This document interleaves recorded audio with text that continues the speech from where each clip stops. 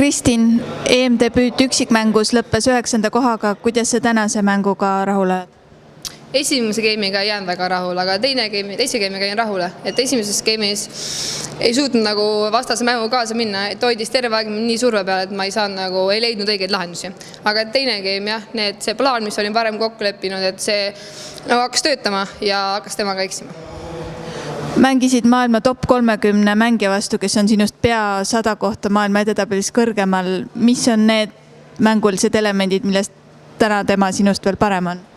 Ma arvan, et igas elemendis natukene, et ei ole ühte kindlat asja, vaid iga asi peab natuke parem olema ja kindlasti mängutempo on see suur asi, millega meil kaasas ei suuda käia. Kui sa võtad nii üksikmängu kui paarismängu kokku, kuidas sa rahule jäid EM-iga, kuidas need tulemused ja mängud vastasid enne seatud ootustele? Jah, jäin rahule, et mängisime mõlemad nii üksik kui paar siis top 30 vastu ja et kuna me ise nii palju tagapool, siis ma arvan, et näitasime väga südikat mängu. Mängid praegu üksikut ja paari mõlemad väga hästi, et kas nad sinu jaoks on praegu pigem konkureerivad või üksteist täiendavad? No siiamaani nad üksteist täiendavad olnud, aga mida aeg edasi, seda rohkem nad hakkavad omavahel konkureerima, et väsitavad on, et varem William tuleb see otsus vastu võtta, kumma liiga edasi minna.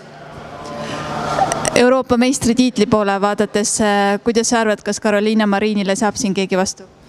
Arvan, et seekord veel ei saa.